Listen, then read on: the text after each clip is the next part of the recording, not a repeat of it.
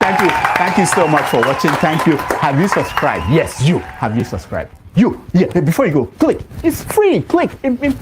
Just that's it. Have you subscribed? You are laughing. Have you subscribed? Have you subscribed? Thank you. Thank you. Thank you. Hey, madam. Thank you so much. I can see you. I can see you. We have to get to 100,000 subscribers. This by the end of the year. How are we going to do that if you don't subscribe? Yes, you. Yes, you're about to click off. Why? Have you subscribed? It's free. If you don't, ask your son, ask your daughter how to. Just one click. Thank you. Thank you. I see you. Aha. Thank you very much. Thank you very much. I'll see you tomorrow. Thank you. Thank you so much for watching. Thank you. Have you subscribed? Yes, you. Have you subscribed? You. Yeah. Before you go, click. It's free. Click. Just that's it. Have you subscribed? You are laughing. Have you subscribed? Have you subscribed? Thank you. Thank you. Thank you. Hey, madam. Thank you so much. I can see you. I can see you. We have to get to 100,000 subscribers. This by the end of the year. How are we going to do that if you don't subscribe? Yes, you. Yes, you're about to click off. Why? Have you subscribed? It's free. If you don't, ask your son, ask your daughter how to. Just one click. Thank you. Thank you. I see you. Aha. Thank you very much. Thank you very much. I'll see you tomorrow.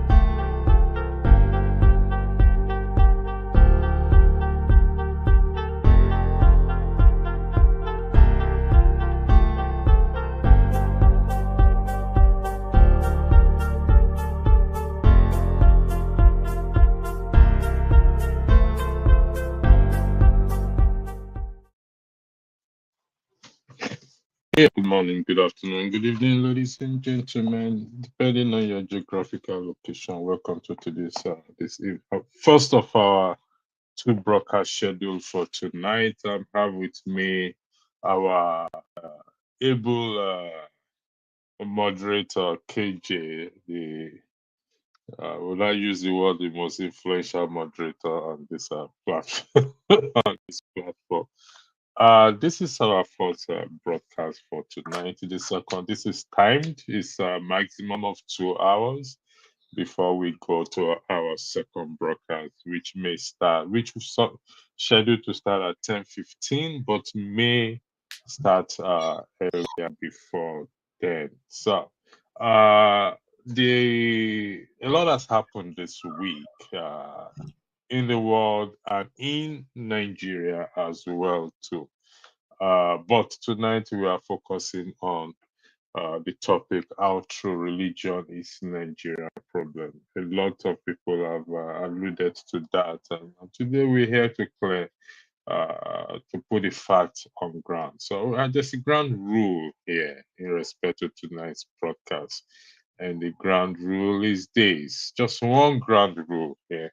Ground is when presenting your argument, those on the comment section and those who may want to join in the platform later to put a question to KJ, who happens to be the guest. When presenting the argument, kindly state for the record if it's an opinion or fact. In fact, this must be supported with what? With evidence. Myself and KJ were trying. We're coming up with some other broadcasts. One of the star event will be July 5th. Don't miss that broadcast or program July 5th. There is also a video. One of us, she doesn't feature regularly, gave us a voiceover program on a video as well, too, which is still in production, and we'll play. Hopefully, she's also going to join us here on July the 5th at 10 p.m. All things being equal. So we'll present the fact. So, KJ, without wasting time in respect to what we're about to discuss, let me put this to you first. Is it true that religion is Nigeria's problem? Okay, good afternoon, everyone on this broadcast. Good afternoon, my most revered pastor, who is constantly bringing us um, very enlightening and educative and informative topics. And yeah, the question is quite big, and I don't know how to go about that. But this is what I would say: it's a very sensitive, complex question to answer. Is it really true that religion is the problem of Nigeria? My own personal view would be that it's not.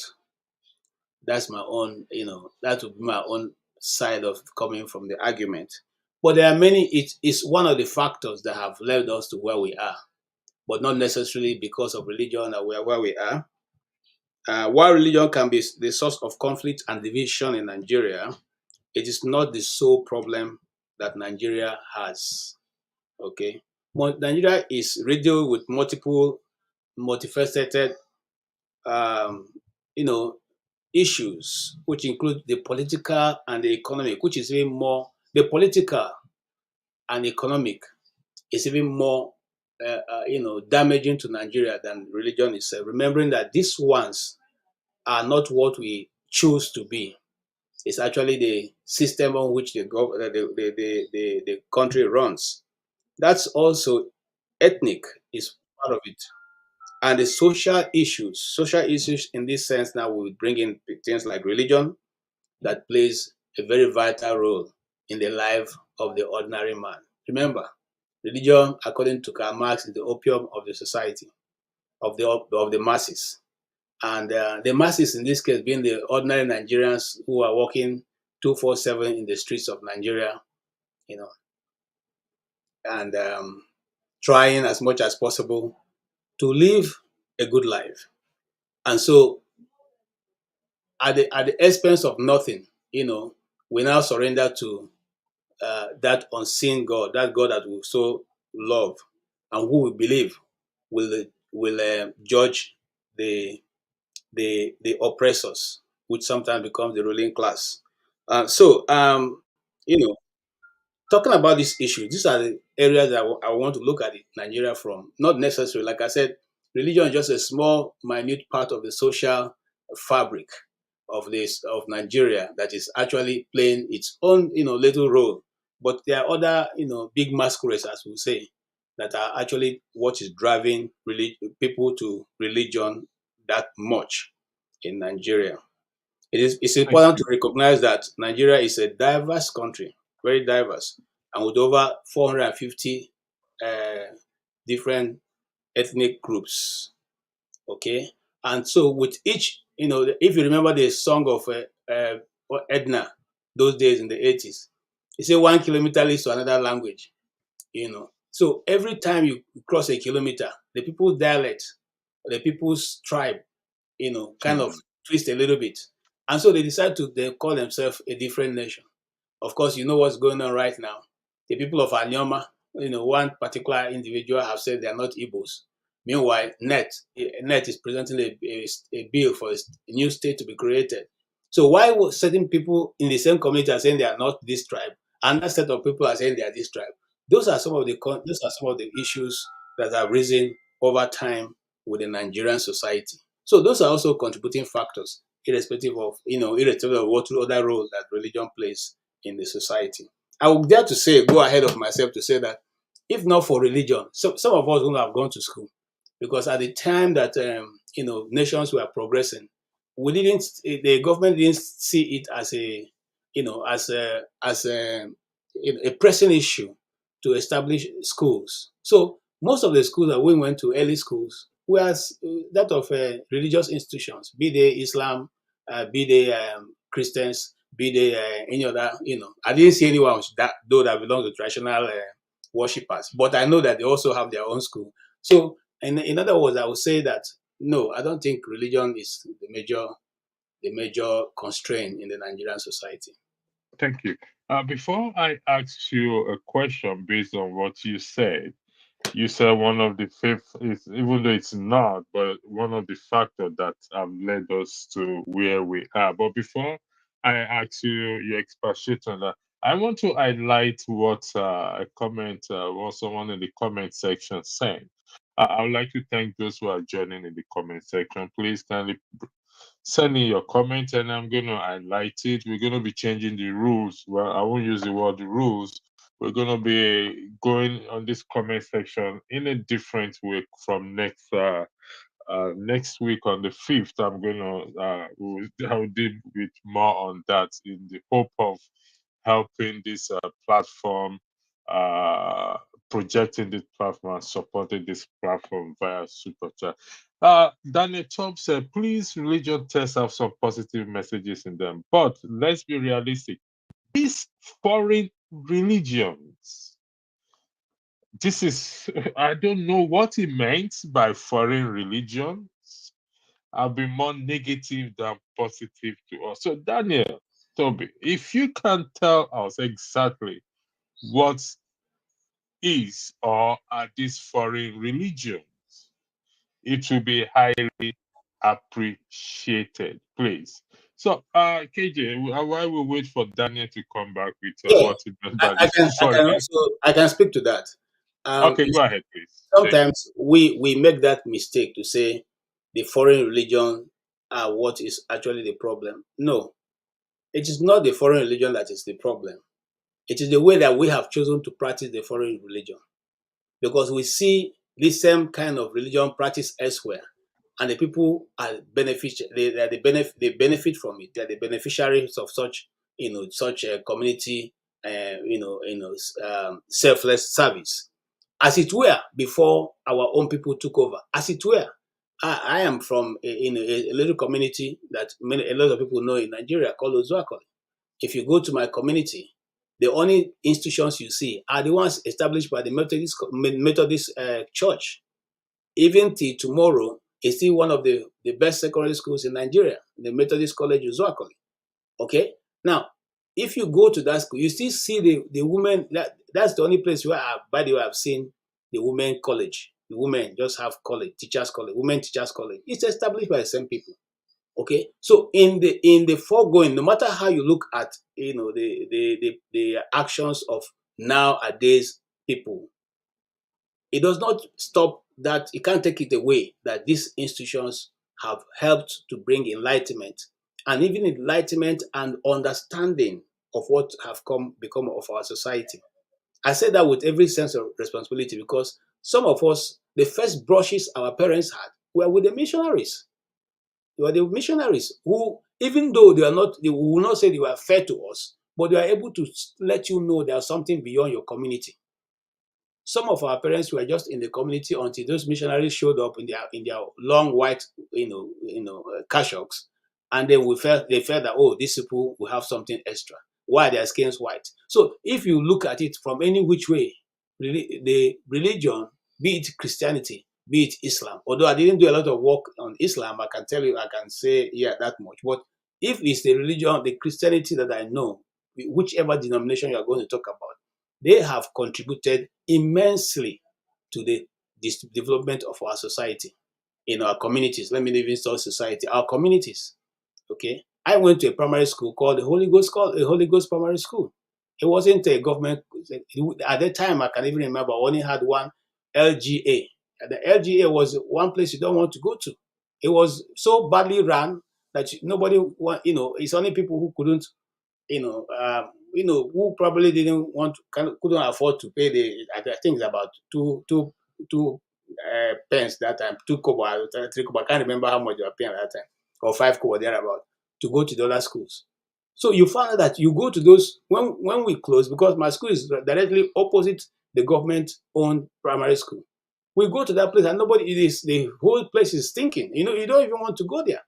Okay, but these mission schools were there, and they were teaching everything. Even they also allow people who are not Christians to be in those schools.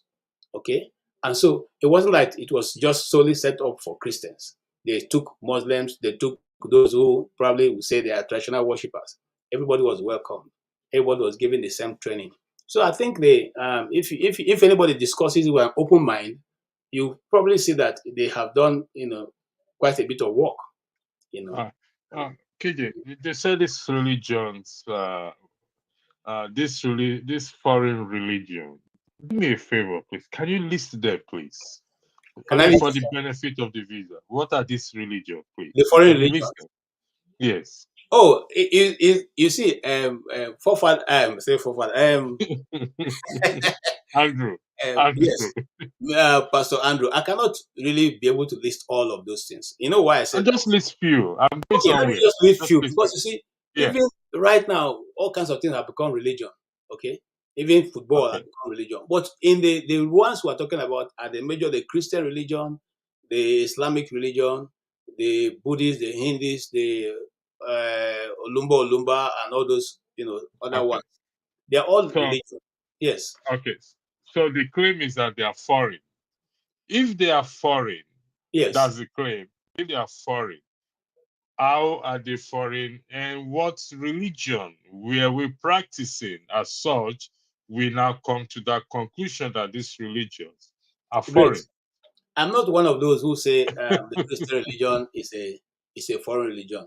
But what I would say is that the Bible was given to us when the missionaries came in. But many of our ancestry had a form of practice which was almost the same thing with what was introduced to us. And I want to likely to say that even the one we call foreign religion, Israel wasn't until some centuries ago. Israel was part of Africa. Okay, because if Egypt is Africa, then Israel should be also Africa. But let's leave that. That's a discussion for another day. Okay, so we cannot say that if you go to Ethiopia, you still have the Orthodox Christian religion, which is also one of the foremost religions that started, or that was started, and they are still maintaining their orthodoxness even to tomorrow. The Pope of Rome still recognizes them as a major force, which is the religion practice in Ethiopia. And so, if Ethiopia has that kind of well grounded, well laid out with the Bible and descriptions of what happened in those days, then there's something that to tell us that this is not, as we say, foreign. It's not really foreign to us. Most of our tribes moved down from from the north, to towards the direction where we are occupying right now, largely because of the desert and all that.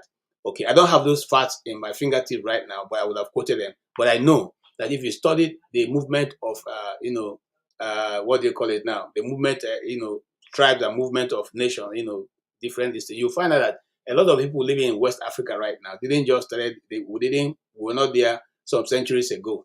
We moved for a particular reason and we are where we are today. So if you ask me, I will not say Christianity is a foreign religion.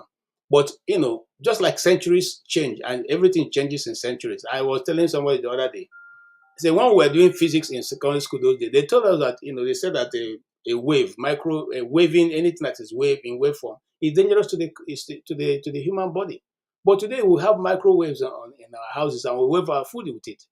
Today we have phones, earphones and hand phones and all that. The earbuds, they all have waves. Has nobody ever what changed in science?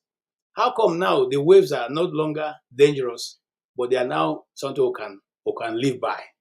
We can actually have all the waves in our house, and nobody is feeling anything about it. So I like to say, this is my personal opinion, that science itself cannot tell us truly that these things, what they are telling us is the final answer, as they say, but final bus stop in Nigeria. So I would also like to say that even the Christianity, the way it is practiced now, our forefathers used to practice it, but it was not called Christianity. The Igbos have what they call Chineke. Chineke is God the Creator. They have So sorry for interjecting you. So that means Christianity is not a foreign religion. yes, sir. It It's is not not. good. I'd like the record to reflect that. If you take a look at what is on the screen, let me first of all highlight what Daniel TB said. Daniel TB top said that even Shakespeare has positive text like the religious book. So I'm going to highlight this back again. We must apply the same principle and grammatical rules to the Bible and exercise common sense and reason with it as with other books such as Shakespeare, Macbeth, whatever book it is. Exercising this common sense is the organ of senses as the eyes, ears, nose, tongue, palate, nervous system, and do you agree with this, please? Uh, you know, you know, the person is, you don't start to dive, you don't start to look for the beginning of a river from the middle of it. You look for the source. So, I want to address this particular one that's on the set, and I'm doing this as a layman. I'm not, I don't have any form of degree in, religious studies. But let us go from the one he had just written. If we need to exercise, what he has said in the reason, the way he has put it, the eyes, the nose, the senses, and all that. Well, let us go to the beginning now. How did they come about? Somebody must have been responsible for them putting them together. If that organ is so special that you can trust its a judgment by reasoning through it. So, what was the reason? Who was able to put it together to the point it came to become something we can now lay on to rely? You see, I like science, but at the same time, sometimes we put too much emphasis on those things because people are quick to tell you this is how the Bible started, this is who put it together. But they're not also quick to tell you that even the science they're relying on just started some few years ago. Just not too long ago that science became what it is today. And even they becoming what it is today, not that it has not failed us, it has failed us many times and it's still failing us.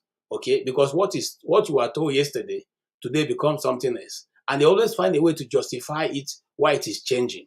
But they've not been able to puncture this same scripture we have been reading for many years now. It has continuously remained the one of the best-selling books, number one author seller in the world for centuries. They have people, let me say something. The morality we preach today cannot be traced to anywhere apart from that which is taken from the Bible. If not, tell me what's the moral standard if you don't believe in God, if you think that Christianity is fallacy. Well, then on what moral justification do you put your argument? Okay?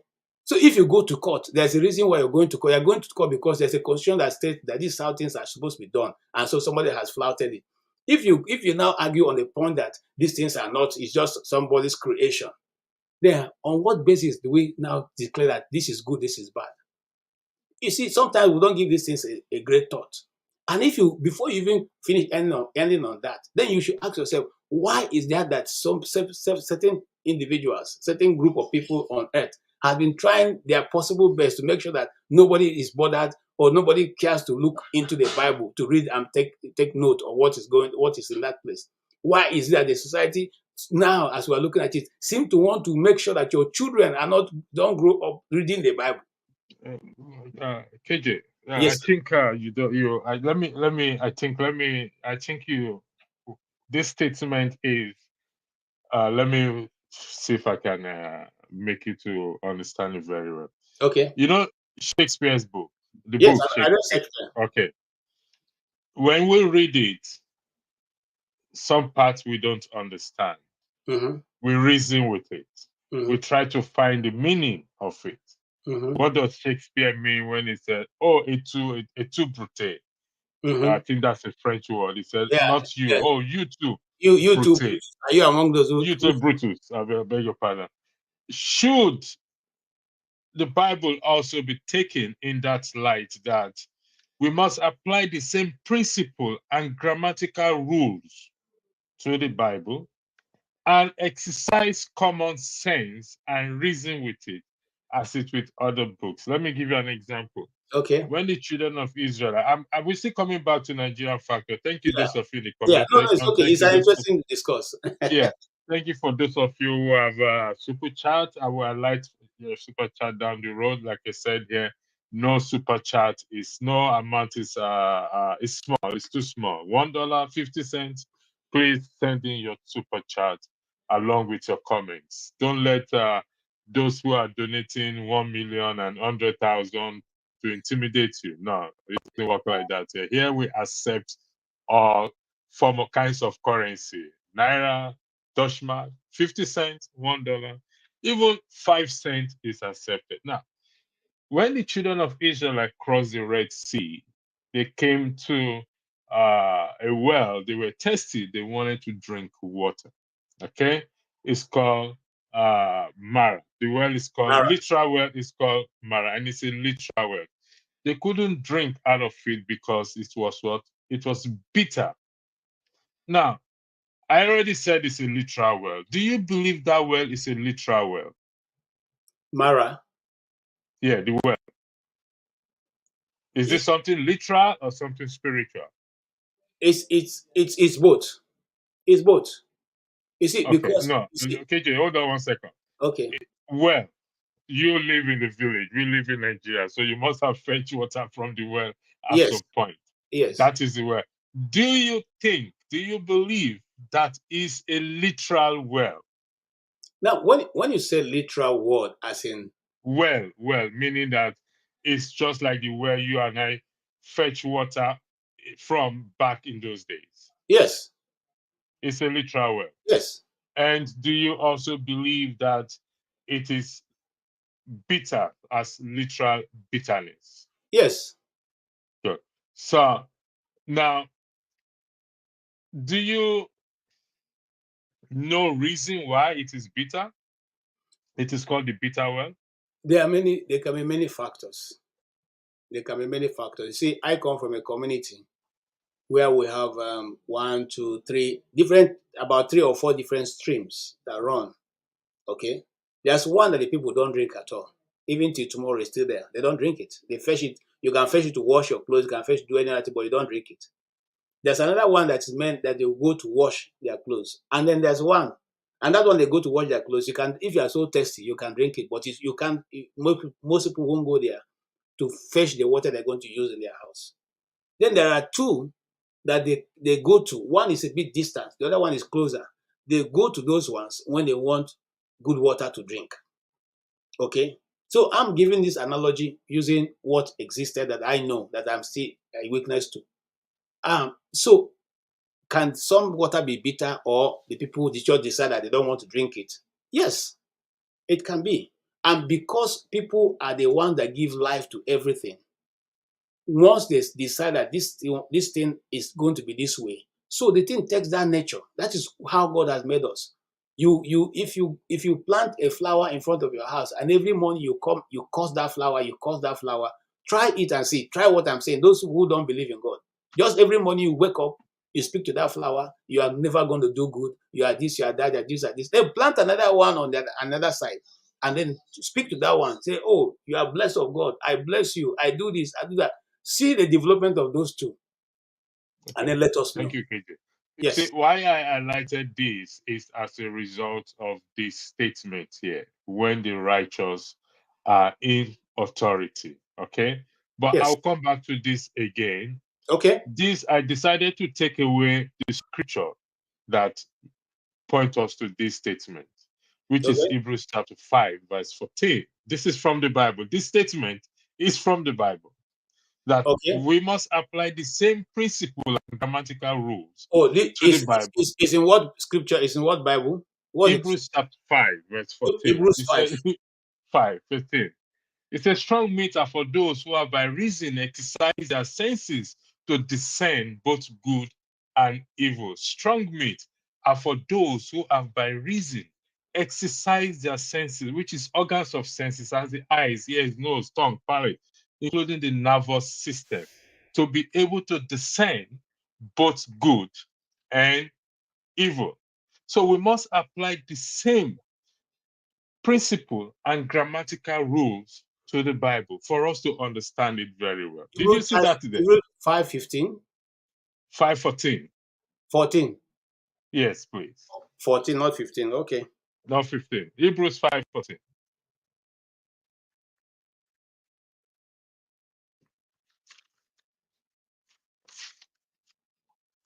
Did you find it? Yes. Yeah. Did you see it there? Yes, um, but strong meat belongs, but strong meat belongs to them that are full of age, even those who by reason of use their senses, exercise their senses exercise to discrete both the good and evil, to So discern. what is senses in science? Yeah, so mine is a bit different, but it's more It's the concise. same thing. Yeah, he says, well, you see, I don't see where, I want to go with what I'm saying here. It says, but strong meat belongeth to them that are full of age. In other words, if you go a little bit, he's talking about when Paul was speaking of children and And adults, adult and maturity. even those who by the reason of use of their senses, exercise exercise to discern between good and evil. Okay. Good and evil. So Yes. All So right. we must apply the same principle. Okay, it's talking about maturity and Yes. apply. So the well of Yes. bitter water is a literal well, which is bitter that even Arabs seldom allow their camel to drink from that well. It is a literal thing, and it must be dealt with in a literal manner. Now we can now look for what interpretation, what meaning, what lesson is trying to give to us. Now we'll come back to our topic again without deviating. When the righteous are in authority, this is taken from Proverbs 29:2, which you're also familiar with. The people rejoice. What does it mean? What do you understand when it says the righteous are in authority? Please. Okay. Let's look at it. And authority, in any sense, means people who are in position to be able to effect a change in a given society. So that means that it's addressing those who are in position of authority. But let's just dive back a little bit to when Christianity first began and the people were meeting together, and every one of them had no need. It was said that people like Barnabas, they were so good in being able to divide whatever is given that nobody had a complaint. Everybody amongst them had its need met. So it could be said that at that point, people of righteous mind were in control of the affairs of Christians, or that Christian community in Antioch. Now, if we juxtapose that what the Bible is referring to, it's simply saying that when people who fear God, whose desire is to do the will of the one who has put them in authority, and they exercise that to the fairness of everybody, every other person in that community will rejoice. That's what it's simply saying. If you are in a So position of authority, it's not necessarily implying that it's either Christian or a Muslim or anything. it's not Just necessarily, anyone who fears God. yes, because you see, Okay, the realm that God creates, it falls both on the just and the unjust.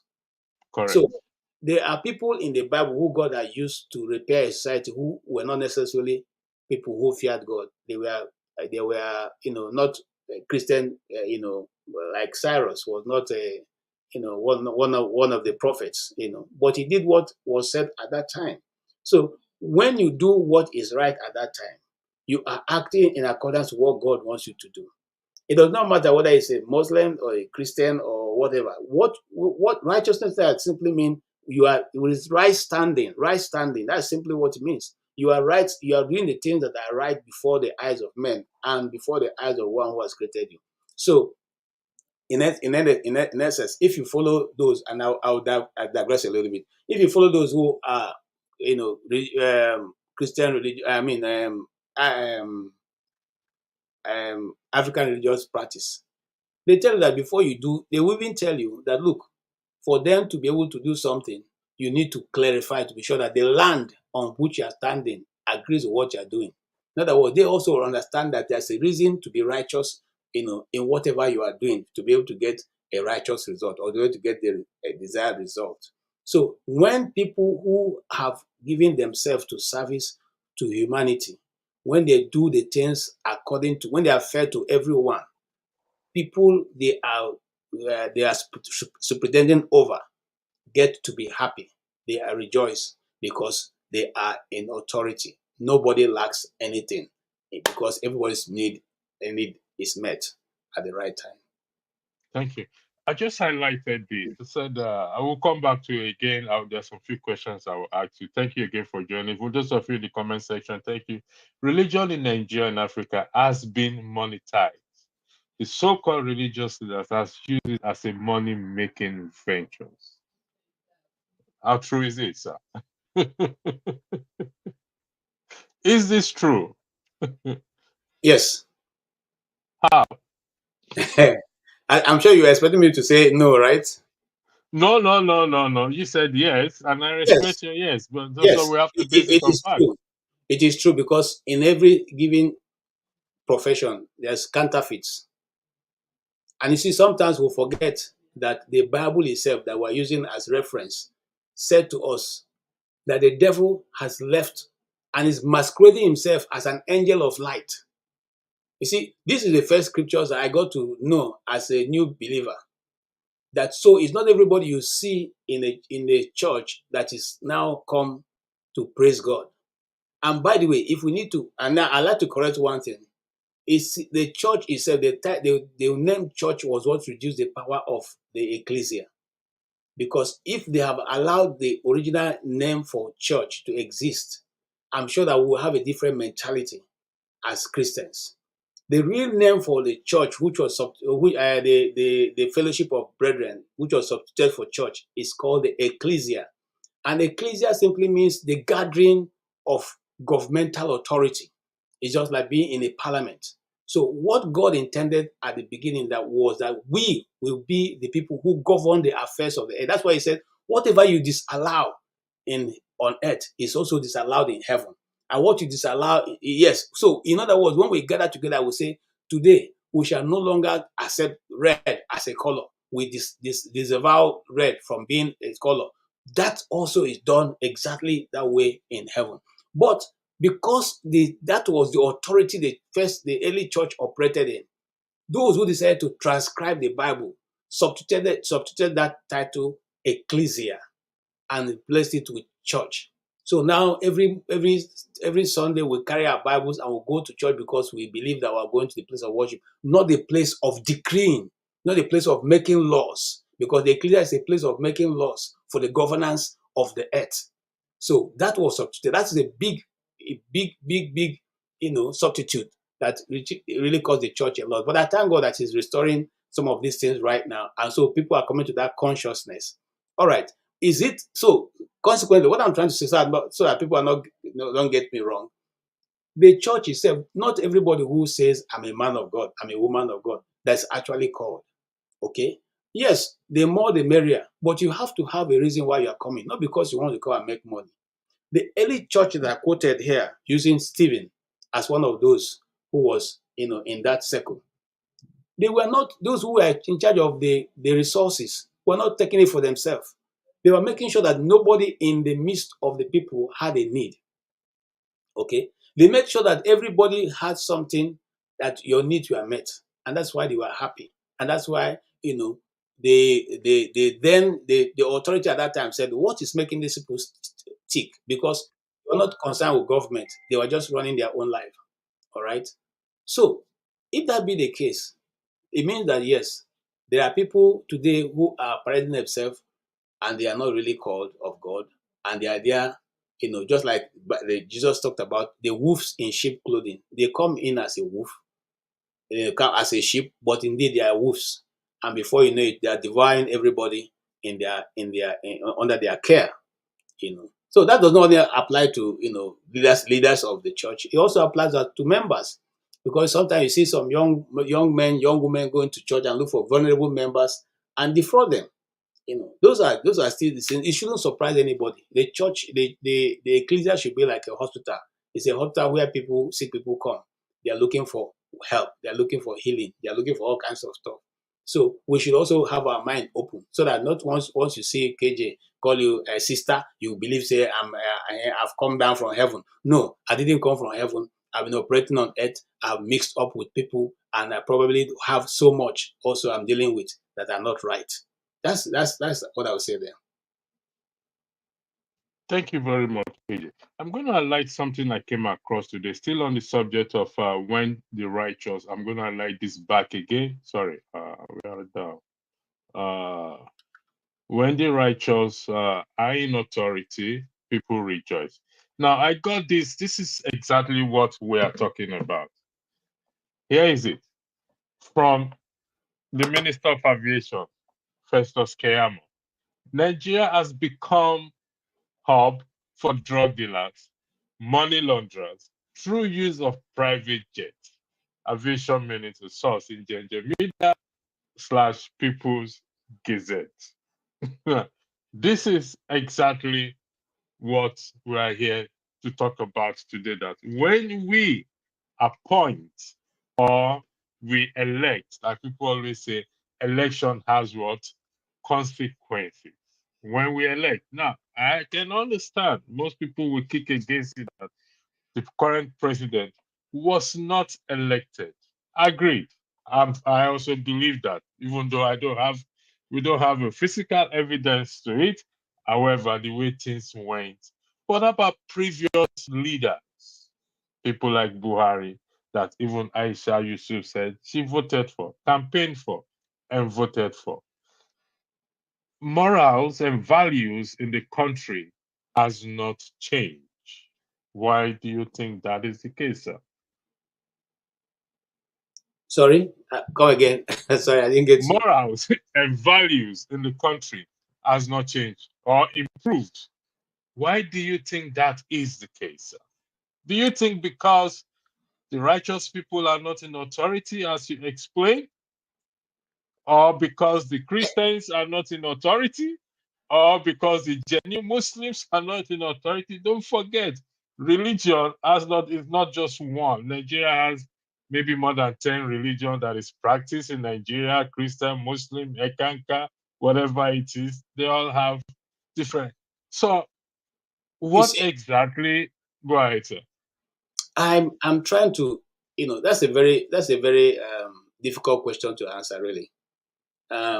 I say that because we have tried both Christians and Muslims, and then I'm reminded in my spirit that, well, there has not been a Christian president. Well, there was Jonathan, even though, you know. So now, the thing is this: the moral laxity in Nigeria started sometimes when we were all in primary school. Because, well, growing up, I remember that you could leave your things outside and come back, and in fact, some of us dry our clothes outside for days, or night and day. You still come back and meet them there. In fact, sometimes some of them rain will fall and push them to the ground. You still come back and pick it, rinse it, and dry it again. So what I'm trying to say, there was a time Nigeria was, you know, very much afraid, you know, to do the wrong things. But those days are gone, because you know why? It started with the politicians. Okay, they ruined our society, morally and otherwise. I was in the university, and I can say this with open mind, open. I can say it without. I was in the university when the Senate, and I mean the Senate boss will send their coastal boss to come and carry the girls, in the hostel, in the girls' female hostel, to go for their parties and all the arrangement. The Senate, okay? And this continues for over 4 years while I was in the university, okay? Every time that there's something happening in Transcorp Hilton, that time it was Hilton Hotel, you will see the Senate boss. Some of them, sometimes they come 2, 3, load all the university girls. Who are these men's daughters? Who are these men's daughters? That is where we started seeing. No, so the people started seeing that, oh, we can actually make money without having to do a lot of work. And the stake began to become high for younger people like us, because the people you think you are going to marry, now the people who are with the money have started looking towards that direction. So what do? You two begin to hustle to see how you make money. So Okay? sorry for interjecting. Are you Okay. saying these people are not well brought up by their parents, these girls? If you say the politicians are the one that started this crazy of devaluing our values and morals, Yes. Are you saying we don't have upbringing? Because is that what you're suggesting, sir? How do you destroy a society? How do you destroy a Uh, society? You destroy a But society. I'm coming. So I'm asking you a question. okay, go ahead, sir. Yes, you destroy a people. For instance, if you want to destroy a man, you make him feel useless. You make him think that whatever he's doing is inconsequential. You make him feel that he's a nobody. I mean, who are you? Okay. You make him treat him like you treat your dog, and after a man, the man himself will lose value for himself and begin to think that, well, I'm no good. So first and foremost, the politicians when they took over, in I think during the Shagari time, that was when all this nonsense started. People no longer had value because you find out that parents could not even be able to handle their children any longer. I mean, provide food, okay? And then subsequently, he started climbing a bit. He started moving up a bit. Some of what, like we say those days. I remember my uncle bought B2, B2. That time, I think it was 300 naira that time or so that they bought the B2, okay? So now things started moving in such a speed that you can no longer afford to buy bread for your children. You can no longer. So your children needed now to go out and look for how they can make their own ends meet. That is how the society started getting to the point where it was. The people in governance knew that if they impoverish the Nigerian people that much, every other thing they wanted will come to them. And that's what they went out to do. They went out to make sure that the ordinary Nigerian don't have 3 square meal. Because if we have 3 square meal, we'll have no need for whoever is in the authority. If we have electricity and water, we will not even bother ourselves whether it's a goat that is in Aso Villa. But they make sure that even that 3 square meal, you don't have it. They make sure that, oh, you people whose daughters are looking, well kept and all that, they look for how, look, I don't want to say certain things there. They look for how they can make sure, because I have a friend, okay? I have a friend whose father, is a friend to a governor who was trying to take her. That time transport heating was a big thing. You always call her, please go and meet me wait for me. I've already booked a room for you in transport heating. And now these people were at that time. Remember, money still had a lot of value. They were carrying this money in their boots, and those girls who couldn't stand the pressure of going from high to low jumped into the fray. And can you blame them? If your senator comes to look for you and say, I've come all the way from Abuja to look for you, and we have a party, come. I mean, it's just going to be, and you're going to get, that time it was like they were giving them like 5,000, 10,000, naira. Most of them went. That's the truth. So the society began to degenerate from that point. All right. The society began to degenerate when young men could no longer find work. All right. The society began to degenerate when you could only be employed by whom you know. Okay. Society began to take a downward spiral fall, free for all. Okay. That is how the people are destroyed. You first of all take away their means of livelihood. You make sure they don't have money to take care of their family. You make sure that amenities are not provided. After you do that, the people are really, they're willing to do anything for you just to make sure that their families eat. That's But, how. but KJ, you live in the Western world where there's electricity and where there is majority of people are able to have 3 square meal a day, and they're still able to hold their leaders accountable. That did not change their reasoning or their thinking or their speaking out. So why should that change us to say, if we have, what do you think if we have constant electricity, being able to have 3 square meal a day, have jobs, and uh, we will not hold our leaders accountable? I don't understand. Could you explain that? Clarify your position on that, please. The people abroad, they are not holding their leaders accountable. They have. We have there's electricity. It's because, okay, now, but you see, you can't compare apples and oranges. Now, people abroad know that the power belongs to them, so they can pull the plug anytime. The people in Africa see the people in authority as their demigods. I was reading the account, of Lord Lugard and why he said to introduce the indirect rule. The indirect rule simply means that you have fewer people to control. So all you need to do is please the chiefs and tell the chiefs what you want, and they go about telling their people, their subjects, what they want them to do. And because in that society, the chiefs are regarded as demigods. So once the chief says this is what is needed to be done, it is done outrightly. So Lord Lugard didn't need to worry himself to get the things done. The chiefs carry out his bidding, and he's sitting and enjoying himself when everything will be brought to him. Whereas in the other side, okay, and I asked, I was doing the research. I said, what did Lugard think about the Igbo people? And you need to you need to read what it talk, thinks about the Igbo people. Okay. So in the other side, you find out that he's, in fact, what the right word he used, it simply means a headless people. That because he couldn't pinpoint one person he could approach and say, I want this done. Because the Igbos didn't have any such thing. The Igbos believe that God, the creator, is their head. And so they cannot put anybody in that position. But because of that, because of misunderstanding, he believed, and that's why the thing, some people tell us say Igbos don't have king. No, Igbos have king. God is their king, and that's why they don't put anybody there. So, coming to what you are saying, I'm simply saying that in our own society, people see their leaders as gods. People see their leaders not as, listen. Some months ago, when the Donald Trump trial was going on, one thing they keep telling you that we don't have a monarch. This is not a monarchy. This is a republic. And so everything must be done. Every man is equal, irrespective of what position you hold. Whether that is true or not, at least they are mouthing it. At least they are saying it. At least they are trying to bring it to play. Okay?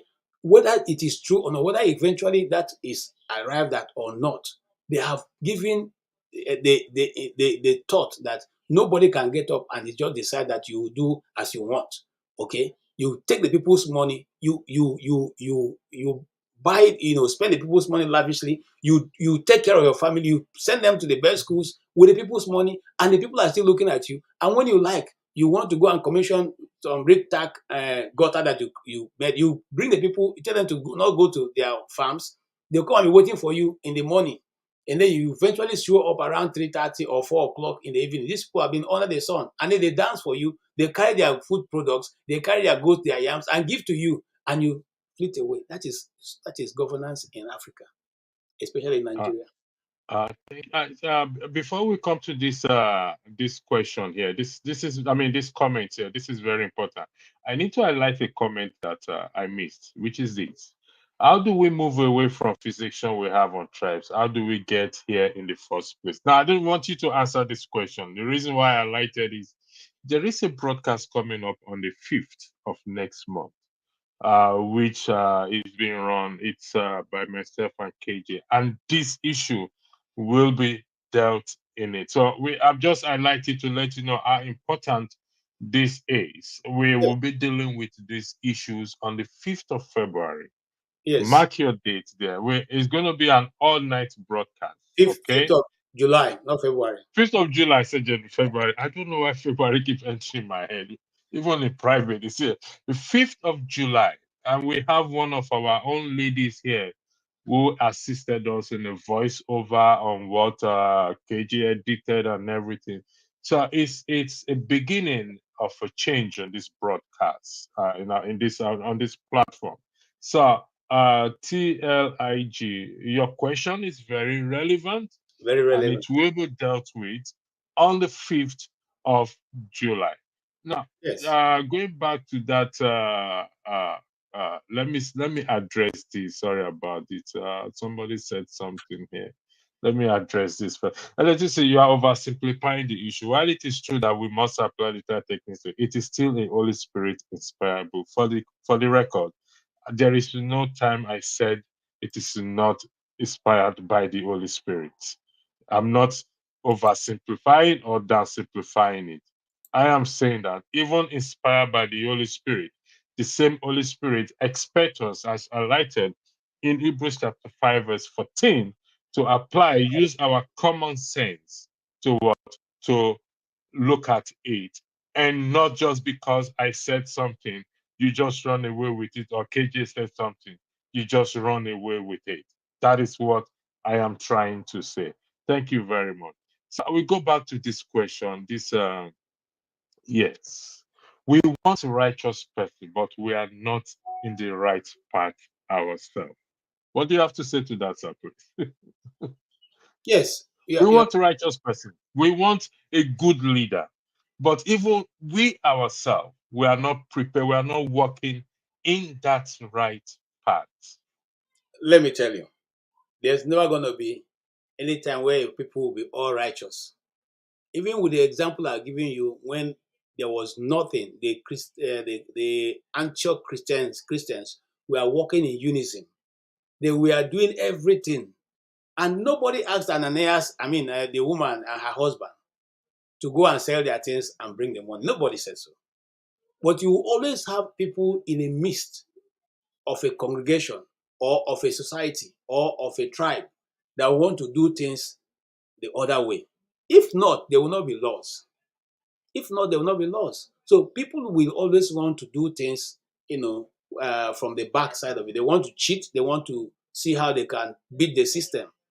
So we are talking about righteous persons being in authority. One thing we can be assured of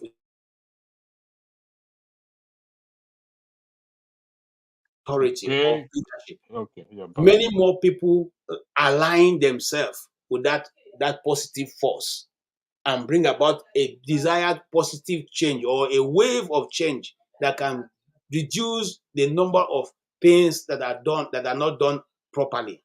That's what I would say. It is not going to be any time, because the Bible said that Christ is coming back for a church without spots or wrinkles. Right now, the church has spots; it has wrinkles. Okay, we are still operating in denominations. Okay, we still have people who just a few years, 1 year ago, said that the church could not deal with COVID-19. Okay, there are certain pastors who even told us to our face that this one is beyond the blood of Jesus. All right, these are some people who have been called, who have seen things that. So can you now see what we're talking about? So we just need, and I'll end with this. When Abraham went to God to speak to God on not destroying Nineveh, Sodom and Gomorrah, he asked, and God said, even if I see just five righteous people, I will spare the city. So what God is looking for every time is just the few five, maybe the 7,000 in the cave of Abdullah to make a change. Maybe the one person, maybe the two, maybe the three. The question is, in a society like ours, is it possible to say there's no such persons? There may be. No, no, there are definitely, Mhm. there are good people. Just somebody like you, somebody like Dr. Rudolph, somebody like Blackstones, everybody. We have good people. How do we reach these good people? Welcome, Blackstone. Before you say anything, we will take a short break just to encourage those of us who have not subscribed to please subscribe, and also to like and share this video. Thank you very much. Thank you. Thank you so much for watching. Thank you. Have you subscribed? Yes, you. Have you subscribed? You. Yeah. Before you go, click. It's free. Click. Just That's it. Have you subscribed? You are laughing. Have you subscribed? Have you subscribed? Thank you. Thank you. Thank you. Hey, madam. Thank you so much. I can see you. I can see you. We have to get to 100,000 subscribers. By the end of the year, how are we going to do that if you don't subscribe? Yes, you. Yes, you're about to click off. Why? Have you subscribed? It's free. If you don't, ask your son, ask your daughter how to. Just one click. Thank you. Thank you. I see you. Aha. Thank you very much. Thank you very much. I'll see you tomorrow. Yeah, welcome back to the show. For those of you who have super chat, talk by let me say this for the ladies out there. God willing, all things being equal, Talk by O will be featuring on this platform. We are focusing on having getting ladies more involved on this platform. So she is working in back room or background, trying to bring up a program for the ladies because the politics seems to be too heated for the ladies, and some of them just can't stand the argument and the debate of KJ and Blackstone to Niger and everybody yelling and screaming at each other. So we'll be having a ladies section coming soon. So Tokweho, thanks for the super chat. Also, Blackstone, you are here on the platform. Thank you also for the super chat. And like I said, we accept any amount. Don't worry about it. Don't let the people like Blackstone intimidate you with their $10, 50 cents, $1. It's also acceptable on this platform. Now, Blackstone, thanks for joining. And I'm going to highlight a comment I want you to weigh in on. Where is it again? Let's come back to this live show here. Sorry about this. Come on, where are down. Apologies for that. Blackstone, welcome. The floor is yours while you are here. You've been following I can see your comment. You've been following. So before I light, I'll give the floor. I'll yield the floor to you. Thank you. Thank you, Pastor, and KJ, everybody. Good evening or good day, depending your location.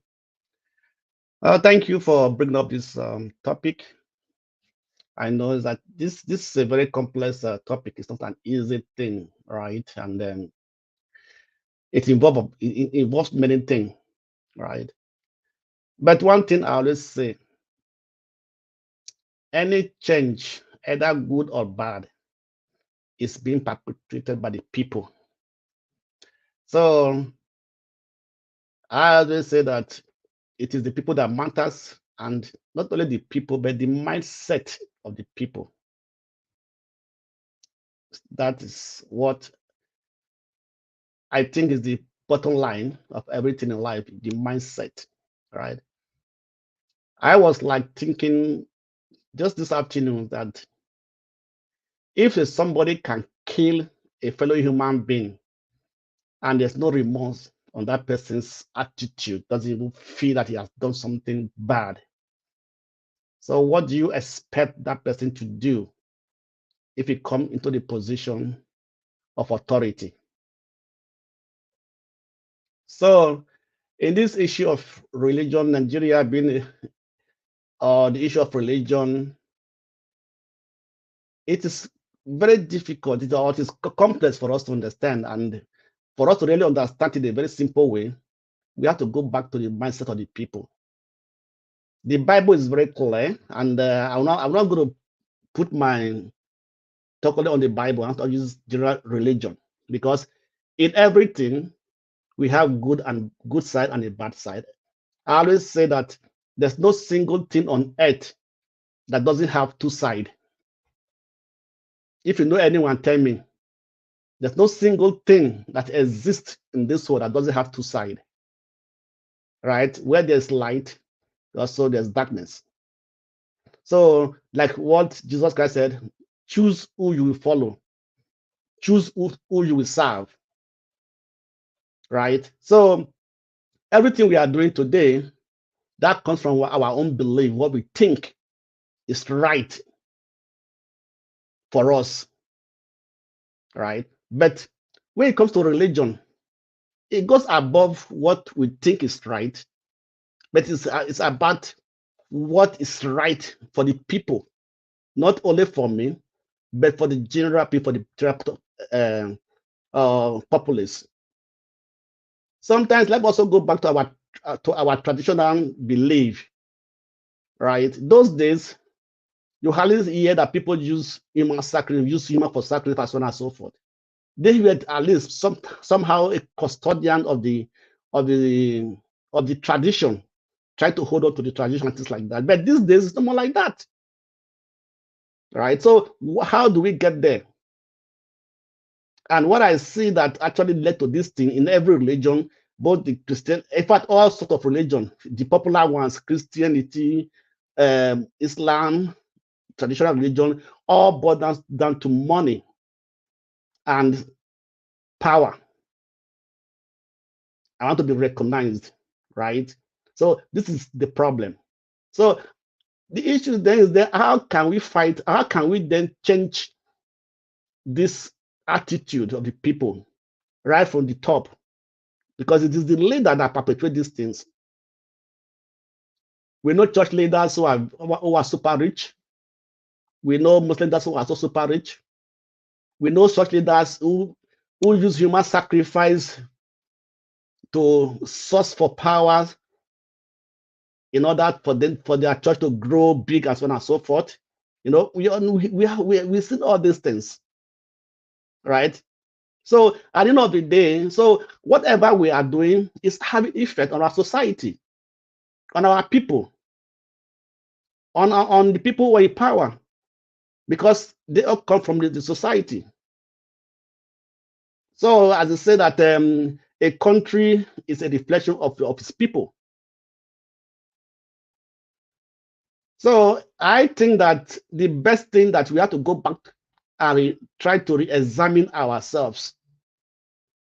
Query yourself.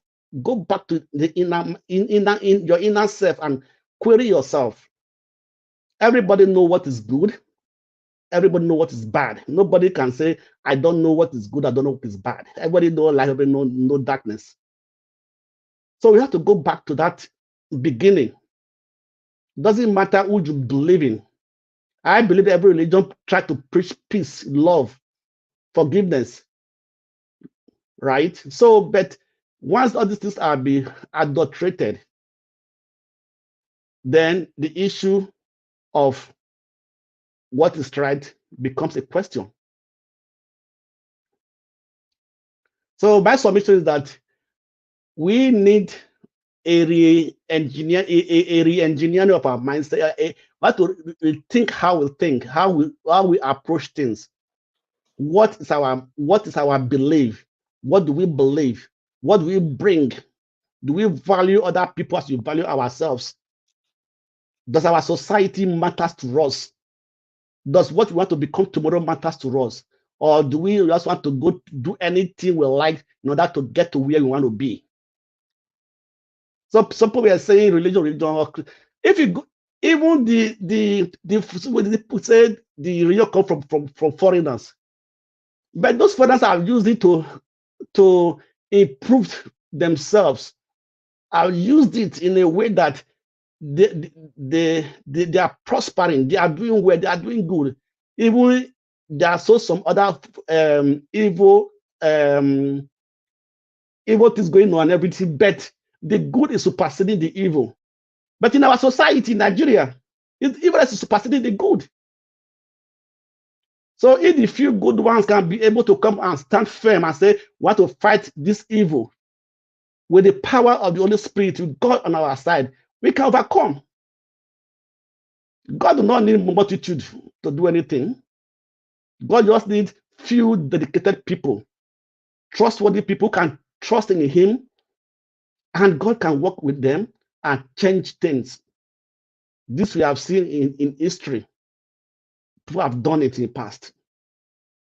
And today I was listening to the news. I was seeing a video today that when the Catholic Reverend Fathers in Kenya were in support of the people, of the citizens demonstrating. They had a news conference that they were the first people that stood against the so-called the bill to increase taxes and everything. They made a statement. What are our churches doing? What are our pastors doing? Thank you for that, Blackstone. This particular aspect will be covered in our second broadcast. We have another broadcast after this one. So hold that thought of Kenya for the next broadcast. This should be over. It's scheduled to finish at 10 o'clock or before 10, and the next one will start at 10:15. That is also very important. This your thought is very important. We will move it. Please carry it over to the next broadcast. Okay, I really appreciate that so much, and please be in the next broadcast. KJ will be there. KJ will be doing the moderating. Myself and KJ will be the moderator as well. But it will be the staff moderator. I'll be in the back room handling things. Welcome, Ferrari. Backstory is from what he said. What came to my mind is Bob Marley's song that says, "Emancipate yourself from mental slavery." none but ourselves can free our own mind. Also, Michael Jackson said, be the man in the mirror. If we want to change, be the change. Is that the path that we have to follow to get that change that we need in Nigeria based on the topic that we are discussing now? Thank you. The floor is yours. Yeah, good evening, everybody on the panel. Electricity KJ, and I can't see his last name. I've forgotten. Yeah, good evening. Um, to be fair to we Nigerians, the issue of religion and man and politics have always been interwoven since the beginning of creation, from the days of Pharaoh to the movement of Moses through the Red Sea, up to the rise of the Roman Empire, to the rise of Christianity in itself, then to the rise of Islam in the Middle East, and up to the rise of the British Empire, and now the Nigerian situation. Man, God, and politics are interwoven. The history of the white man's religion or the foreign religion is embedded in politics. They're both interwoven in a way. So, how does that affect our own country? Let us start from the beginning. Even from the days of Moses, religion has been used as a political tool for the exodus of the people from the land of Pharaoh. And God has a purpose for that. Even when God himself parted the Red Sea before the Israelites saw the mightiness of God, but yet they demanded another God. Despite seeing the mightiness of their God that parted the sea for them, they wanted a new God in their own image, carved in the image of a calf, which is why they couldn't wait when Moses went up the mountain to get the rules that they would live by. They have to carve their own God. This God that Moses brings to us taking too long. Let us carve our own God. Our God should be God of enjoyment, of gold. Let's put our gold together and carve this golden calf. That action by man still repeats itself up till today. So let's come back to Nigeria. When I was growing up, I believe religion I was a Christian, a Catholic. I believe religion has a positive role in our society. I saw that positive role growing up. The churches were firm, right? The people believed, they were good to their neighbors. The level of evil was as not as predominant as it is today. So what happened? Something happened in our society. Hardship came in. The elements grew, and we became like one of those four seed Christ was talking about. When the sun rises, even it has no roots. We started witnessing that our religion had no roots. That's for Christianity, I can speak for. So what happened? When the austerity measures came in and hardship hit our people, as at that time also, an expansion of a new form of religion was introduced into our society. A religion we calls God, but it's not focused on God, but it's focused on materialism. It's called the salvation, the gospel of prosperity started expanding in our society. So we started mixing it, getting it wrong. What we should give to God, we started giving it to the devil because we're focused on the hardship. If our religion or religious order had been firm, we would have overcome this.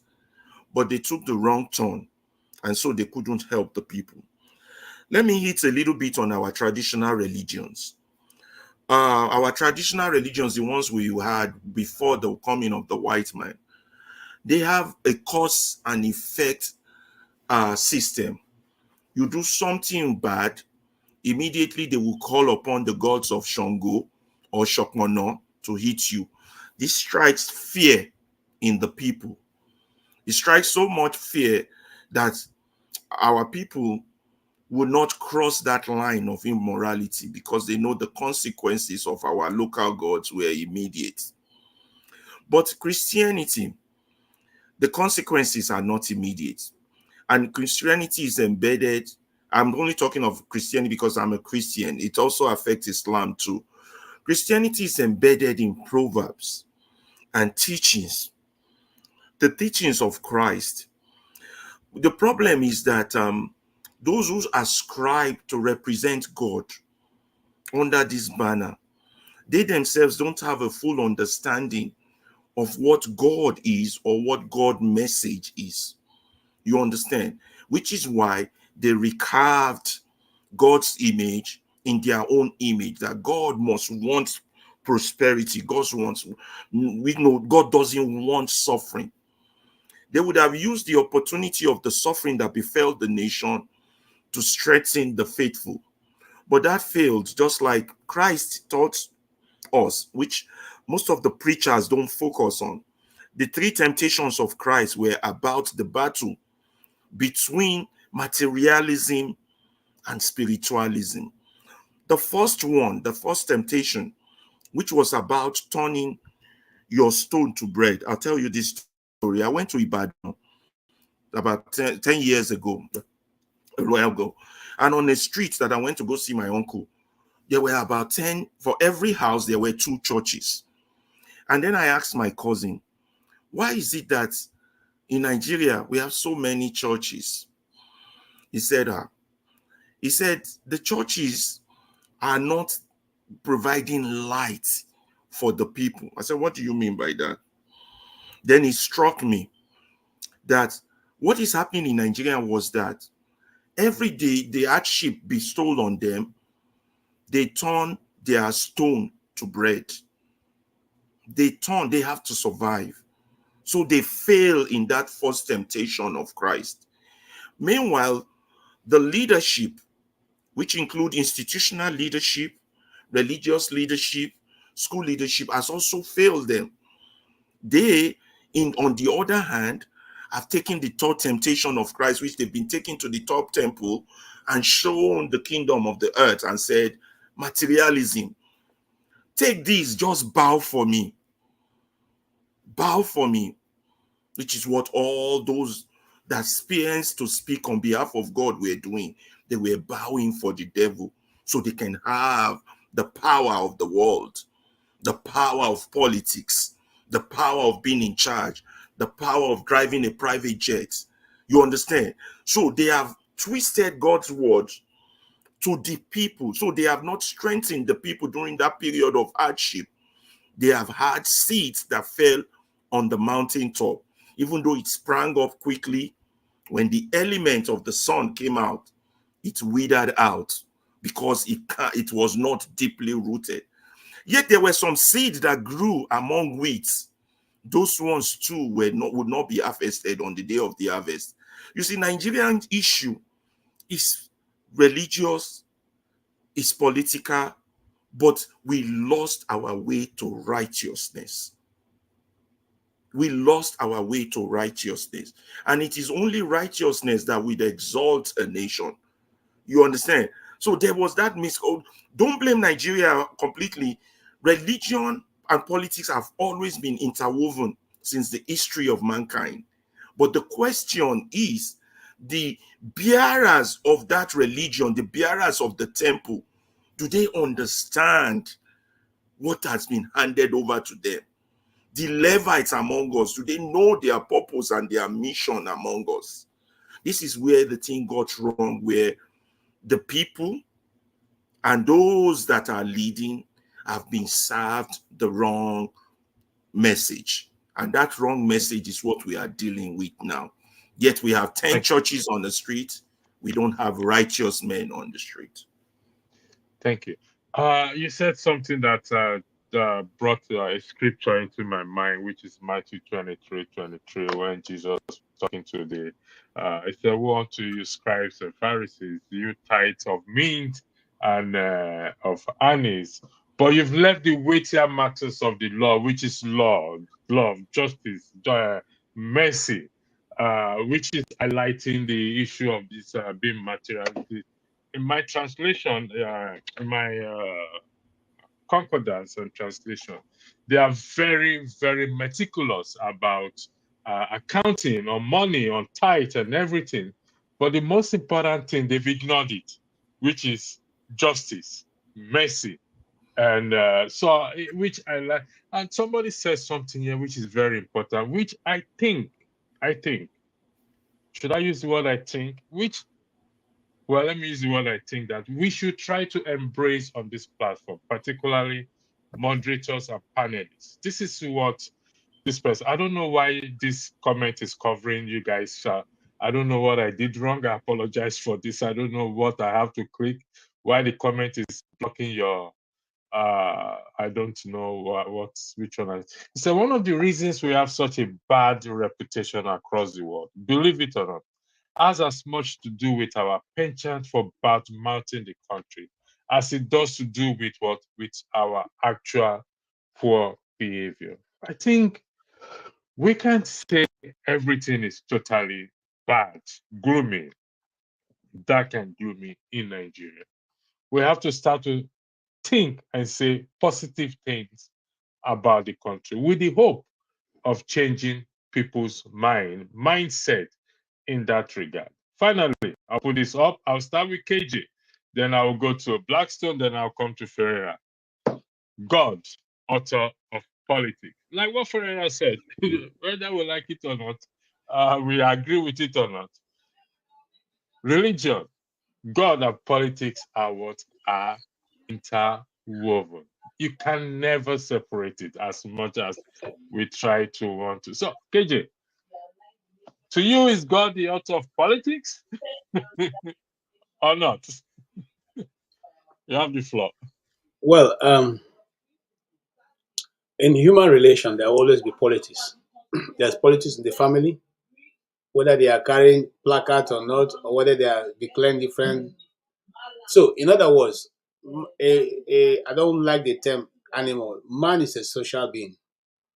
And in socializing, you will always have different interest groups. Those interest groups are what eventually turns to become politics. And depending on whose interest is being represented, it can be played in a positive or a negative way. In every aspect of life. In fact, there's even politics even in nations relating to one another. That's why some go ahead to oppress others and do certain things because the other ones are not able to respond. So, but for us, bringing it back to your question, God obviously is not, there are many things that God authored that people have bastardized, because if you see the sermon in the Beatitude, Matthew 5, okay, Matthew 8, sorry.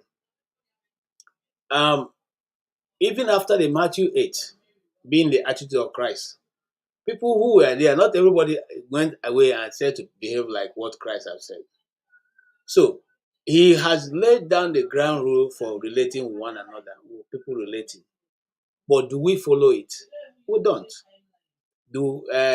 Now, even in our communities, for me, like I said, I come from an Igbo community, and if every Igbo community lays down ground rules on how to relate to people, do they follow it or no? Because if we follow those things, there will be peace. Remember, the purpose of politics of all these things being done is for good governance, for everyone to have his own say and have your way, and that the governance should be, people should be able to relate freely. But it's not what is done.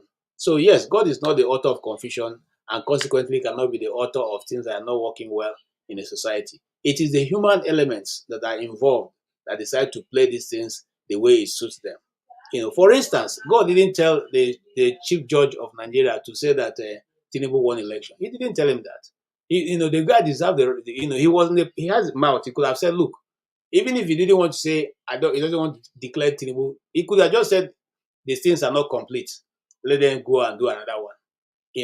So you keep yourself away from any other bad. But he said he chose to even be annoyed with the people who brought the case to the court for saying they even brought a frivolous case. So this is the position of, in every time in a society and around this, we all have an opportunity to write our name in gold. you have to choose. That place now is no longer God. You choose because God has given you a free will. And he says, life and death have I placed before you. But choose life that you may live. But if you choose death, God will still allow the person to die. It's a simple and short. And that's that sometimes, some people lose their life and people come and say, oh, why is God? No, God told you life and death are placed before you. If you decide to be a drunk and after drinking you go and enter a Ferrari and drive it at 200 kilometers per hour and crash yourself, there's no God involved there. You did your thing yourself. And that is how societies are run. God gives you leaders. God puts you people in a place where you can choose leaders. If you choose the people like Tinubu, you get what you're getting. There's no two ways about it. And it's not, God does not have any role to play there. Okay? God does not have any role to play there. And that's my conclusion, sir. Thank you. Thank you, KJ. Blackstone, I don't know how you're familiar with. When David was chased out of his palace by his son Absalom, when his son came, and David heard of Ahithophel being part of the conspirators, David sent Hushai, I think if I'm correct by the name, played politics. Don't forget, David was recorded as the man after God's own heart. He played politics, asked Hushai to go into the palace and be his ears and his eyes. Whatever is happening there, he should come and tell him. What I and God being the author of politics, David shows us how it is to be played righteously. What do you have to say in terms of what is on, based on what KJ has said? And if you're going to wait for that, I'm going to highlight a comment for you to weigh on. But after Blackstone has spoken, finished talking. Thank you, Blackstone. The floor is yours. Okay, thank you. I would disagree with this God author of politics. God is not the author of politics. God is the author of leadership. I put it like that because if you look the Bible, before Samuel became a king in Israel, God was the leader over the people using the prophets. And the people came out and said, we need a king. Give us kings as other nations. It's what they asked for. That's when the issue, I think that's when the issue of politics came in. Right? So what they asked for is what God gave to them. From there, politics started. Right? I always say one thing. I said, if God loves you so much that you are so righteous, so inclined with God, in line with God, aligned with God, whatever you ask God, good or bad, and you insist God will allow you to be, will give it to you because you asked for it. Example is Abraham and Ishmael, right? So God gave the Israelites what they want, a king. That's when politics came in, started. But before then, God was their leader, appointing a person to speak to that person, and speak to the people. Right? So that's where politics started. And where there are a group of people, many people reaching a decision, right? Politics, at least there's an element of betrayers. There's this person will betray you. A friend is your friend, also it's also your enemy.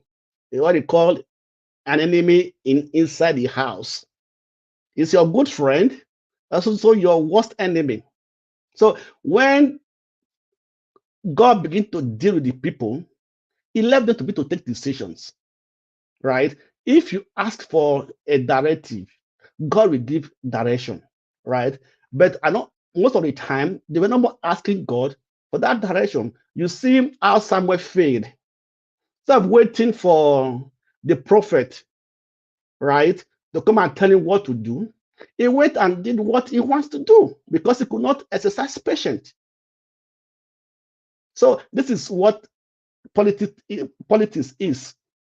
So instead of us inquiring from the actual source, we are taking decision on our own, right? Just like Nigeria today are taking decision from IMF, other foreign organizations, right? Putting pressure on the government on what they want the government to do. But instead of us asking for a direction, right? God, what should we do? Give us a direction, give us a word, direct us, right? I believe that if you ask, you get an answer. The Bible said is that if you ask, you will receive. If you seek, you will find. It's not only physical things or material things, right? That word, I believe that is spiritual word, that when you ask God for decisions, for direction, He will answer you and give it to you. The Bible says, if you knock, it will be opened unto you. So there's a direct connection that we have to have with God in every decision we are taking, even the countries, right? One thing I love about most American pastors that not the African pastors in America. Let me differentiate them. The American pastors, they always put their nation first in whatever they are doing, whatever they are preaching. It's always their nation. But in Nigeria, politics in the street, politics in the church, politics at home, in everything. And above all, most of these politics are based on lies. The truth has no meaning anymore in Nigeria. Even within the church, within the organizations, from every source of informations, there are too many lies. Like I always say, a father will lie to his wife, a man will lie, a husband will lie to his wife, the wife will lie to his husband, the wife will lie to his daughter, to his children, but so on and so forth. So from the top to the bottom, it's all based on lies. So when you remove God from the society, from your place, then you allow the devil to occupy that place. Like we say that something do not. I said what they put it, that something do not vacuum do not allow a vacuum, right? So wherever there's a space, there's a vacuum, it must be filled. It must be filled with something, and that's something that we feel it may not be what you want, but you allow that vacuum to exist, and it will be filled up. So in society today in Nigeria, so that's what it has been. So once you remove God from the society, from the people and everything, the devil now takes over. And we know there's a fight everywhere. Thank you. Blackstone, you stated that politics, I'll come to you, Ferreira. You will weigh in on what Blackstone said. You said politics started from where the people asked for a king. Is that a fact or opinion? Is that your fact or opinion? That is how I understand that Bible, because that's my opinion. Because if you look from there, God was partially being removed from the decision making for the people, right? From somewhere, Israel began to change. But from prior to that, they were being ruled by judges who attend to their daily dispute. Prophets. So they were ruled by prophets. Yeah. Is that not part of politics by addressing issues? I'm not going to part of politics. I said, God is a leadership. Look at what is on the screen. The politics meaning especially the debate or conflict among individuals or parties or hoping to achieve power. Prior to that, to the time the children of Israel asked for king, do you not see that reflecting in them? Yeah, yes. In fact, okay. Before then, God used prophets, right? When God speaks to the prophet, first pass this message to the people. It's not a matter of discussion. It's not a matter of discussion. They don't discuss with the prophets. So when the prophets hear from God, the prophet now passes it to God. Like Moses. Like Moses as an example. They were not having no discussion. There was no table discussion and everything. Moses always go to God to inquire of God. And God always give you an instruction. So God, as a leader, was not using Moses as a representative, as my leader in that way to lead the people to where you want to take them to. Okay. For electricity, I just the floor is yours. I just want to correct Blackstone. While I will not question his theological interpretation, I will not do that. I would like to correct him on the way he described politics.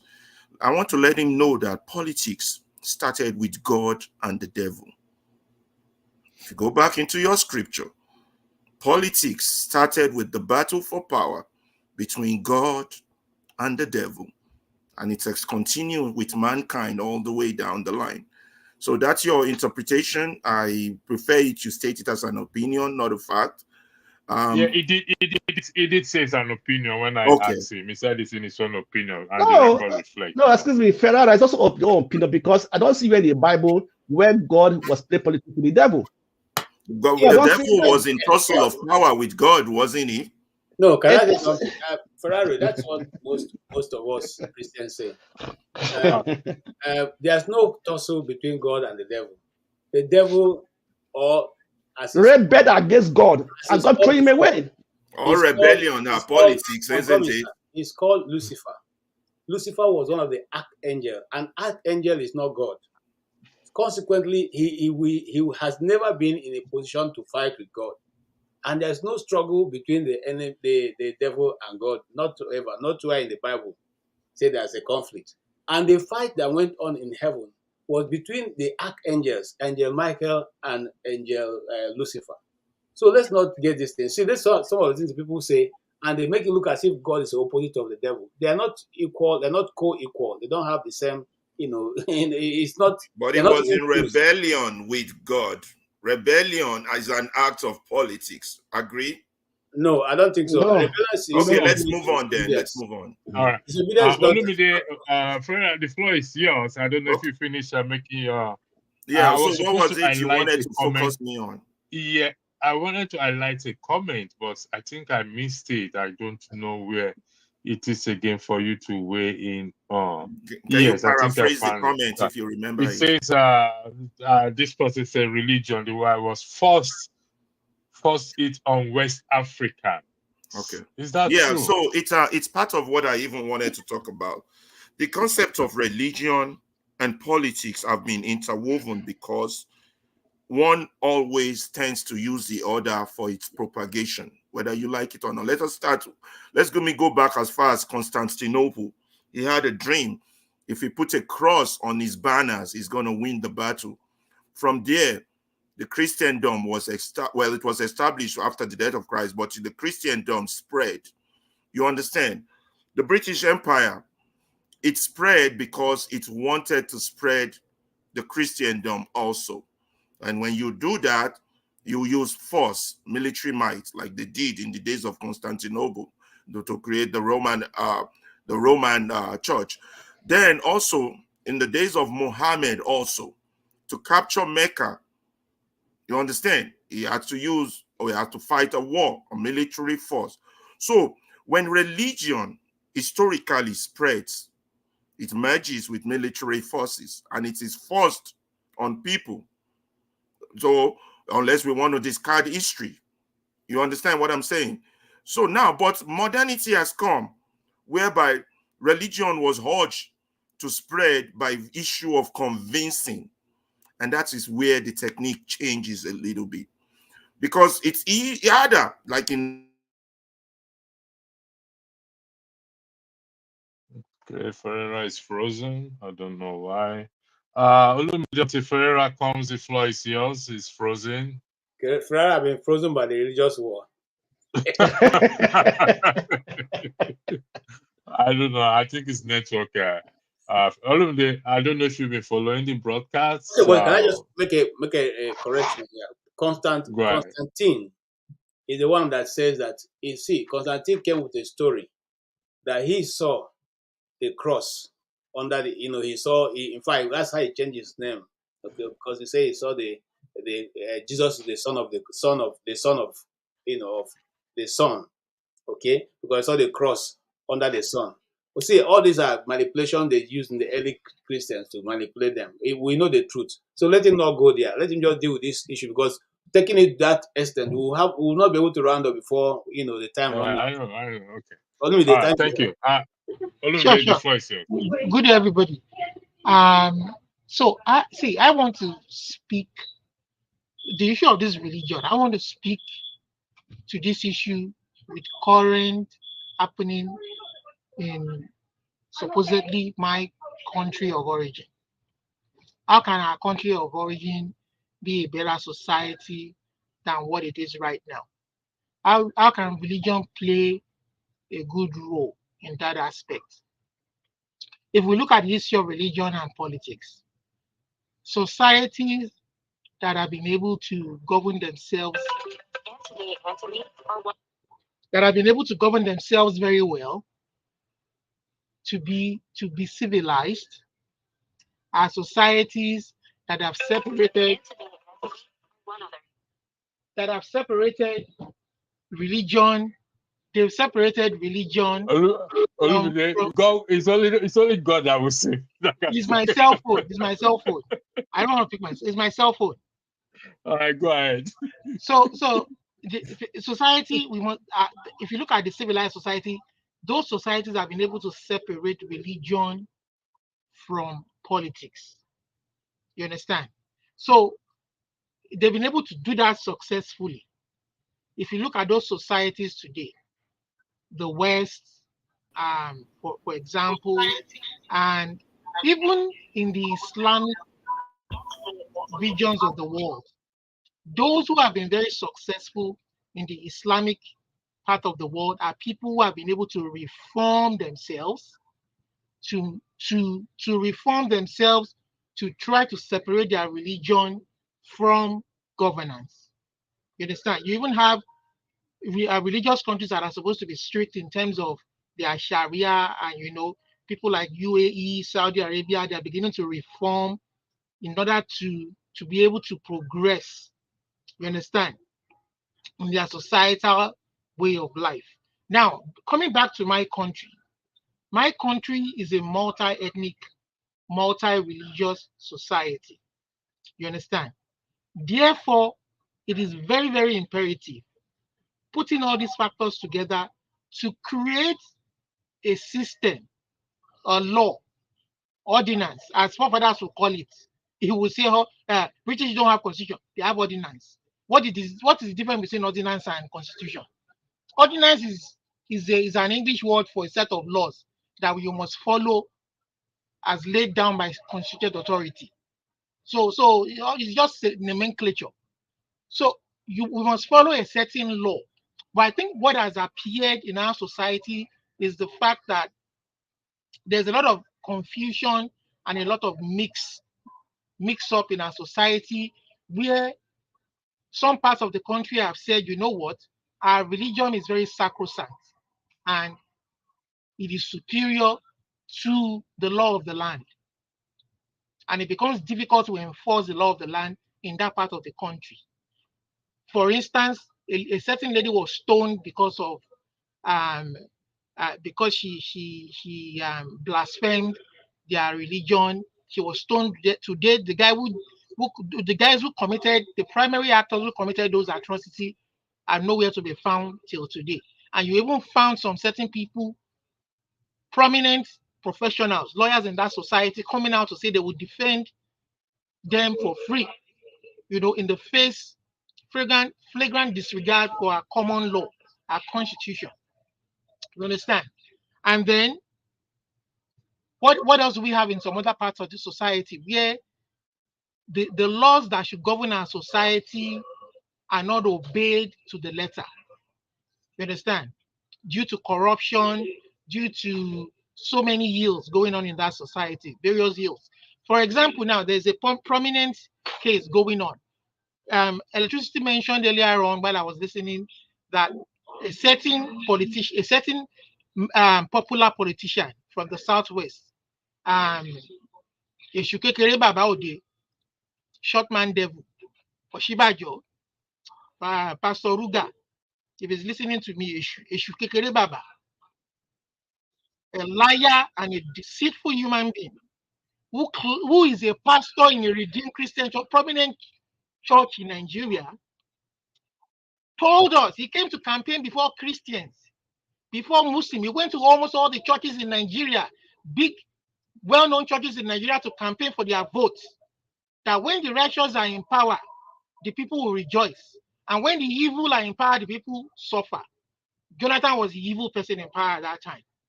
These people got the votes. They stayed in power for 8 years. They were killing people in his own state, where he came from, Ogun State. They went into IDP camps in a neighboring country, Benin Republic, Pobe. You had people who were slaughtered, Christians that he canvassed for their votes, even though they are not from his own ethnic tribe. Christians in the southern Kaduna, Christians in the middle belt, in the plateau, they were slaughtered every day. And this man will come to the television, short man devil will come to the television and tell us, hey, we must remain as one. We must, that's from our clash. You understand? He's a righteous man. He's in power. He controls the DSS. He controls the army. He cannot stop it. He cannot go to the president, his Oga, and say, Oga, this doesn't look good on us. We have to stop this killing. We have to, you understand? For it, now, Tinubu is there, is continuing. You understand? And these people will come every day. See, we have to separate religion from politics. People, see, for instance, look at this issue happening. Why do you think we should separate religion from politics? No, see, because religion can be how do I put it, can be manipulated. You understand? Like Oshibajo did, they manipulated religion to get to power, and when they got there, they couldn't do the actual politicking that they needed to do. Politicking is to better the lives of your people so that they are happy. So, like he said, when the righteous get to power, the people rejoice. Because that politicking, you use it to the benefit of the people. But when you get there and you use that politicking to the benefit of your pocket, you have manipulated the people with religion. But that does not mean that you should separate, because he used it in a different way. Doesn't mean that we should now exclude religion from politics. The reason why you have to separate religion from politics is, for instance, is because when a supposedly pastor, like we've heard in the media nowadays, a prominent church in Nigeria, mountain of frustration and misery, supposedly led by one DK Olukoya, Suraju Olukoya, or whatever his name is. You understand? This man grew up in the barracks. His dad was a policeman, retired police officer, very influential in the police force. Even the state governor of Lagos State goes to his church.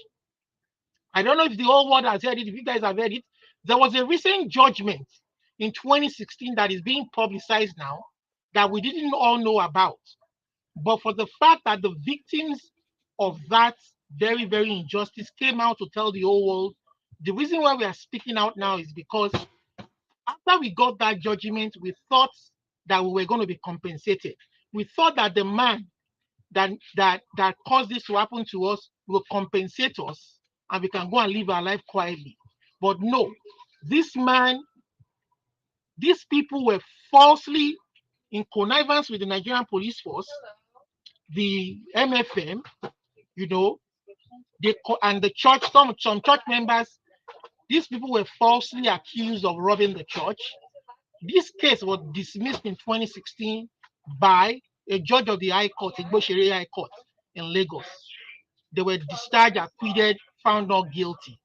And Olukoya, you know what? A man of God, a supposedly man of God, planned this evil against this people. A man that we hold in high esteem.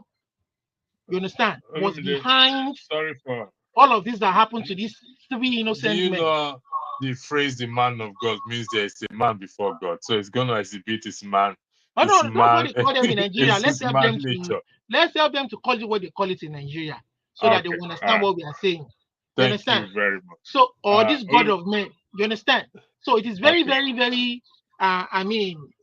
it is very, very frightening when bloggers and everybody are crying out that the church has been part of the mess up, religious organizations, big ones have been part of the mess up that happened in Nigeria. We are saying this for a reason. We are not saying they are not true Christians back home. We are not saying they are not true men of God. But what we are saying is that don't hide behind religion. Don't hide behind the name of Jesus. Don't hide behind the name of Muhammad. Don't hide behind any religious facade to manipulate the people. If you like, if the people like, they can carry their tithes, their money, their first fruits, and all of their riches and carry them to the pastors. That is not anybody's business. But what we are saying is you cannot commit a crime. You cannot connive with the agents of government that should protect the people to now punish the very people that you are supposed to be over. You understand? You cannot be sleeping with members of the church, using your position to commit and fornicate with members of the church and abuse these people psychologically. Once you break the law of the land, you should face the music. Agree. You understand? You should face the music. Agree. So that's my own point. Thank you. There is a broadcaster. I'll give you. We lost you there, so I'll give you 5 minutes if you don't mind. There is a broadcast after this one, and which will be looking at the Nigerian Labour Congress invading Labour Party. We'll look at the Kenyan, their action that forced the government to withdraw the finance bill. What is actually what can trigger Nigerians to act in this form? Fuel prices will increase. Nobody did anything. 90 billion was given to Olumide, can you mute yourself, please? Thank you very much. Thank you. Yeah. So the floor is yours. You were saying something before. No, I still got 10 minutes. Olumide, please don't unmute yourself again. Okay, so I was saying earlier on that the mixed match between religion and use of force is an historical thing, but over time it changed, you know, as after the Second World War, as countries start to fight for independence and this and that, and the British Empire started to wane out and all their influences. Not just that, religion historically also has been a tool of abuse by man, by those in charge, even when it was at the aim of power. You know, that was why the likes of Martin Luther, the first one, not Martin Luther King, not the black one, who led the Reformation, Martin Luther, who led the Reformation to highlight the injustices imposed by religion. Okay, let's fast forward now to this modern day, whereby you no longer can use force to impose religion. People see it as inhuman or a violation of civil rights. So you have to use conviction. You have to preach your gospel. So man now devise a way to masquerade true religion with falsehood, which is why they brought in the issue of prosperity, the issue of this, the issue of that. So religion now never had its pure form anymore, particularly from the 70s, 60s, 80s, and the 90s. It's now falsehood that is mixed with the truth that is presented as religion in order just to have that advantage of power. Don't forget, religion and power are still interwoven. This is why great thinkers like those who founded the theory of democracy, the forefathers of America, embedded in their law that religion should be separated from the state. State and religion cannot go together. Secular states, that's what they call secularism. And if we have to adopt that, we have to adopt secularism because of the multitude of humans that exist, one, the multitude of religion that exists, and each individual must be equal. There has to be secularism. You understand? Which is why it has to be separated, not what we were used to way back in the days of the British Empire, way back in the days of the Arabic Empire, or not the ones that they practice in Saudi Arabia or any of these Islamic countries. You understand? It has to be secularism, and which is why other form of governance, other form of political governance detest religion, like communism. You understand? Like in China, in Russia, because they can see the danger of religion and the state. Religion is an oppressive weapon. It has got nothing to do with righteousness of man or the kindness of the heart of man, but that form in itself, religion, from its historical perspective, has been a weapon. It's like a moving train, and any human that stands in front of a moving train will be crushed. This is why great thinkers have always argued that secularism is the way forward. If we have to look into our diversity, if we have to look into equality, if we have to look into fairness, if we have to look into justice. Thank you. Thank you very much. Like I said again, there will be another broadcast starting in the next 20 minutes after this. Based on what is highlighted on the screen, how can we get Olumide to relove Nigeria? That is the question. To me, it's not a question. We should make it a point of prayer. No, So that I've answered him. I've answered him. See my response. for also no, it's a very important. I didn't see your response. Let me see if I can find it. So, gentlemen, thanks for joining this broadcast. I want to also highlight again Tokpe's contribution and Black. So, in respect to Tokpe, we're planning to bring broadcasts that will program that will bring our women and ladies, Nigerian women, on this platform, so that they can be more comfortable and join in this change. On the 5th of July, myself and KJ have put up a broadcast that going forward we will. It was inspired by Kristen, one of our panelists in the last program we had, and also one of our own did a voiceover for us here, a female. One of our did a voiceover. Hopefully, the production will be ready by next week Friday. But the broadcast will go ahead with or without the other production being put in place. So again, thank you for joining, and I will see you again in the next 15 to 20 minutes. Have a lovely time and break then. Thank you very much.